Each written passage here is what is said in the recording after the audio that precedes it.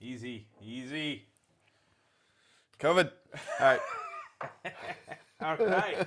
Welcome to Talking Shop. We're back at it. It's just Matt and I holding down the forts. Last week, somebody commented on the video and said that Ernie talked even more than he had before. He did, and they were really excited. See, Ernie's like a little hamster. You get him too excited and he scurries back away. So you got to be gentle and slow with those compliments, and you know, we're gonna try to lure him into the confidence to stay with us. He was great. Hopefully he'll be back next week. Yeah, we'll see. We'll give him a couple more nibbles of cheese. He'll venture out. But Matthew chapter 14 is what we're looking at. Another miracle, verses 22 through 33. Jesus walking on water. Peter trying his best. Mayhem breaks loose. We'll get after it. Leave away, spit out my Lord in every way. Yet I'm still welcome in the arms. All right, Matthew 14, 22 through 33. This picks up right after what we did last week with Jesus feeding the 5,000. Another miracle. So the scene is this sort of picks up there, big crowd, just fed them all. He tells his disciples to get it. He actually orders them. Yeah, it's compels them into the boat. Yeah. You get into the boat and go to the other side. And he's going to dismiss the crowds, and he does so. We're not sure how he does that, but he dismisses them. True. And then he does what? He goes up on the mountain alone. Right. So, I guess it doesn't say he goes up there alone, but by the time evening comes about, he is there alone. Right. So you have Jesus alone, which, if you remember back to last week, that's what he wanted to do to start with. That is true. So he went to that place to be alone. The crowd met him. The feeding, right? Now the crowds finally disperse, and now he's alone. Yeah. And he has this time up on the mountain. And there are possibilities there on the west side, if this is, which it makes sense, the west side of the Sea of Galilee. There are mountains up there where he could be alone. If you will. Right. So while he's there, though, so it's nighttime, and the boat is struggling. I like how it refers to the boat the way we refer to an SUV collided with instead of it's its own thing. It's its own thing, yeah. That's true. The boat. The boat is struggling, right? The boat was a long way from land. It's mini stadia. Mini stadia. Stadia, I think I saw in my notes was 600 feet. Yeah, I forgot what it is. 600 feet, 185 meters. Yeah. So they're out there a long way from land, being beaten, or it's how some English, but it's harassed or tormented. Tormented, by the waves, for the wind is against them. And we talked about this when we were translating it. The wind here is an interesting character that I think gets just overlooked because it's not really the focus. But it is interesting that it, well, you kind of saw it. It has sort of like a personhood to it. Yeah, well, we'll get there down at the end. It says that the wind is in the south. We'd say tuckered out, but where did that go? The wind grew weary when they get back into the boat. But so it made me start to then ask about this wind and where it comes from. And if you do a word study on it, you find it in Revelation. It's God holding back the four winds. Right. It seems to be some sort of nautical term. James uses it when he's talking about a boat being tossed about by the winds. Wind and the waves. Sure. But it is this. It is a. It seems to be not a perilous wind, but it's an adversarial wind, right? Yeah. It's something that comes at you and you're always fighting against. Which is clearly the case. They're fighting against it. in the fourth watch of the night, as they're being beaten about by the wind, Jesus comes to them. Yeah. He just walks on water. Just walking upon the sea. Doing his thing. Because that's a normal thing. Yeah. I mean, so here's the big miracle. He walks upon the sea. There's a great Leonard Cohen song that sings about Jesus was a sailor when he walked upon the sea. It's pretty funny. Anyway, and that's what he does. And the disciples see him and they are rightly terrified. These, I think, a lot of times in the way we retell Bible stories or the way they're pictured, because a lot of these are usually pictured for us somewhere. Yeah. We've seen images. Yeah, we have imagery of them. That, especially modern imagery, tends to take the terror side out of a lot of this. Like the flood's a prime example. Noah's Ark. Yeah, that's true. Yeah. This wonderful Sunshine and rainbows, yeah, right? And the draft's got his head out of the hole. And certainly with here with Jesus coming to him, I mean they're afraid they're gonna die. Yeah, is sort of the sense you get. They have this adversary, the wind, that's just beating them. And now they're seeing this sight that they've never seen before. Yeah.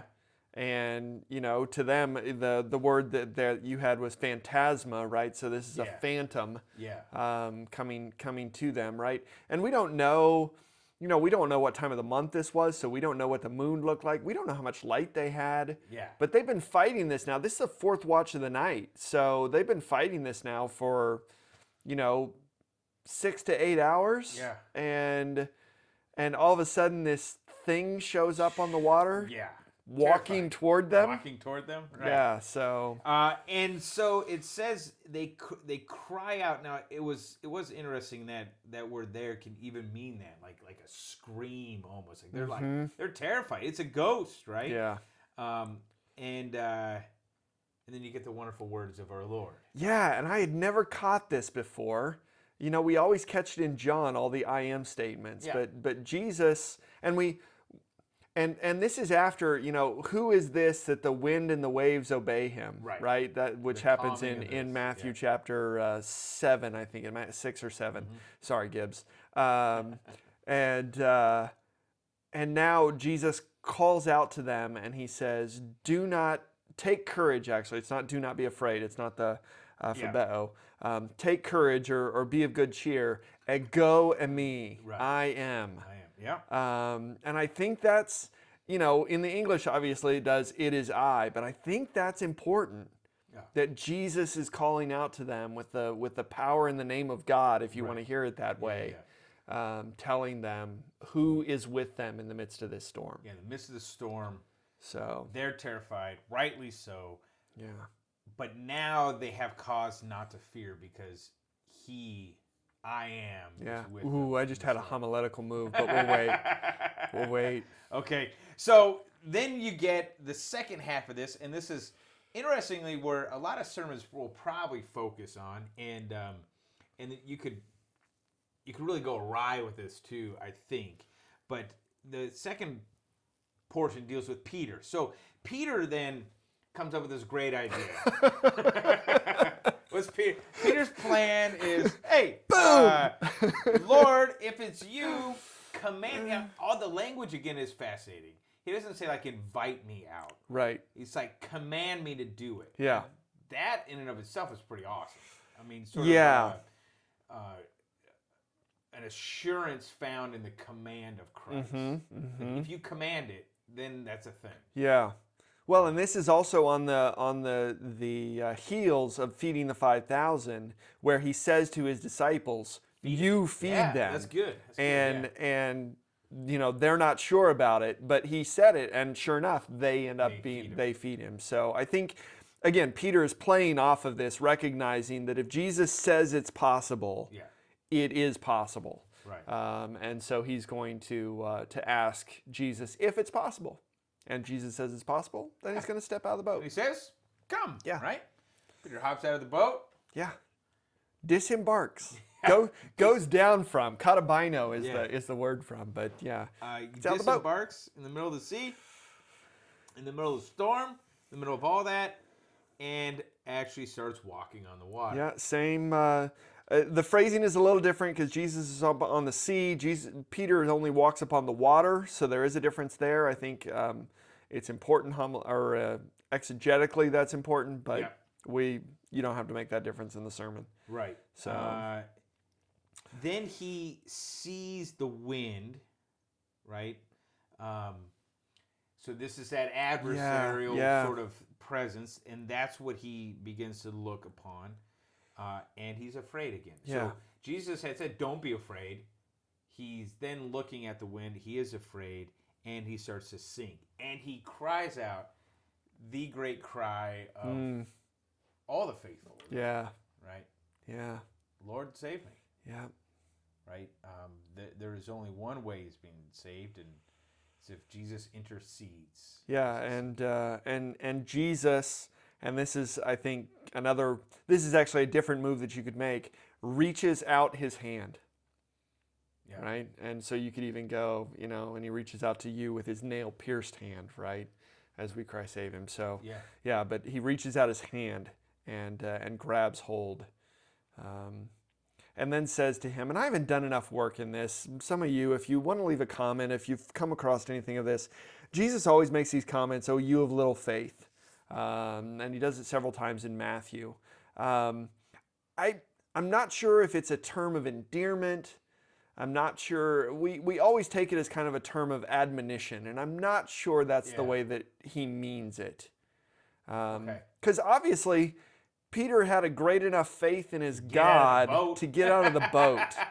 Right? Yeah. And so, what is it about that term that he is trying to invoke in his disciples when he says it? Yeah. I don't know.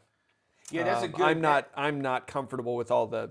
Yeah. What I've learned about it anyway. It's not. Maybe it's not simply.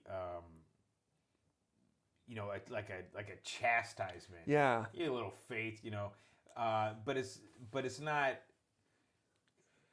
It maybe, if nothing else, it keeps them in that role of children. Yeah. Who are still right on the milk of it all. Yeah. Right. And there is faith. Yeah. He got out of the boat. Right.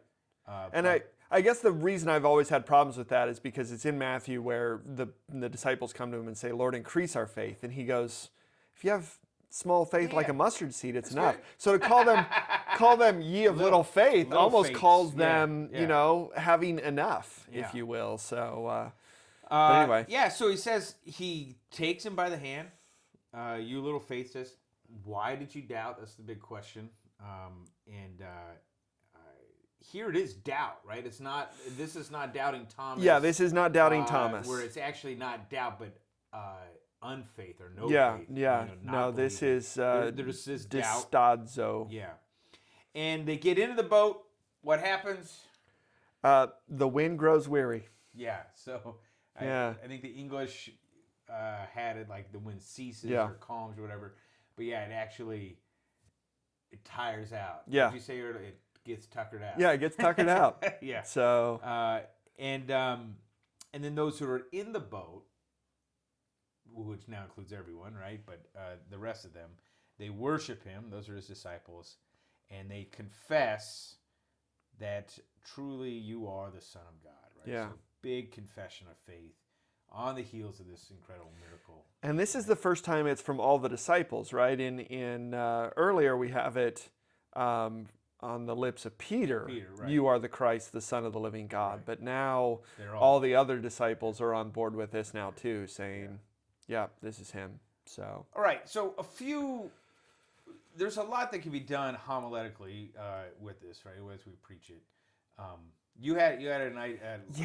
So it did, and this idea of the wind was against them, right? And they're out on the sea, and we already know that that's a terrified place, and God comes to them in the midst of that, using what they're terrified of, and saves them in the midst of that. Okay. And so I'm thinking the move then of we're all terrified of death, and the way that Christ comes to us is he walks through death on our behalf. And if you do a move like this, Dr. Lessing talks about this, that Moat, the Canaanite god, the way that he kills you, or the way that he brings you about, is he swallows you up. And the home of Moat was the sea. And so here comes Jesus walking across the thing that is supposed to swallow you up, right, and overcomes it. And even more than that, pulls Peter out of it. Right? When we were starting down that, I was thinking of you could matrix it with, some of the things like the bronze serpent in the wilderness, right? Which Jesus says himself, Again, all be lifted up and draw. But like the serpents are the problem. They're the things that are killing them. Right. And he goes, make one more. Yeah. Right. And this time you're going to hold it up, Moses, and this is going to save these people from it. So it's through that same thing, the cross. Same thing. We see that. That God uses what we are terrified of and puts himself in that, and in that way brings us his salvation. I think something else I want to just touch on real quick, because I think sometimes sermons on this text can go down the road of sort of encouraging everyone to get out of the boat. Yeah. Right? Like don't be Peter looking at the wind over there, and keep your eyes focused on Jesus and get out of the boat. That's right? Yeah. It's sort of interesting that when Jesus pulls Peter up, he doesn't then just hang out on the water with him. He puts him back in the boat. Yeah. And then he joins all of them. Yeah. And I think you could do a twist on this where you're kind of you're in essence doing that. Like in the boat is where, like, you could do it as the church, where the gifts are. Yep. Where we are reminded where Christ walks through or walks over death itself for us. Yeah, right? he's doing the work around us, and he's interacting with us, but he's put us in that boat. Yeah, I actually preached a sermon early on in my career that was, sometimes we're just supposed to stay in the boat. Yes, right, yeah. That this was this was not Jesus calling Peter out. Jesus allowed Peter to come out to him, but this was Peter making that his own initiative. And his coming out, he failed. Yeah. And so Jesus puts him back in the boat. And then he joins them all in the boat, which he was on his way to do anyway. Yeah. Like he was coming there. Yeah. Right? So I think lots of possibilities there. A rich text, lots of imagery can be pulled from this in lots of ways with everything, storms, wind, waves, that adversary seems to be against us. I mean, just really rich. Going it on our own, even when we think we're being faithful, right? That's a good, And, absolutely. Yep. All right. If you guys have any other ideas, leave them in the comments. You can share them with each other. Figure that out. Check out craftedpreaching.com. There's resources there as well. And like, subscribe. God bless your preaching.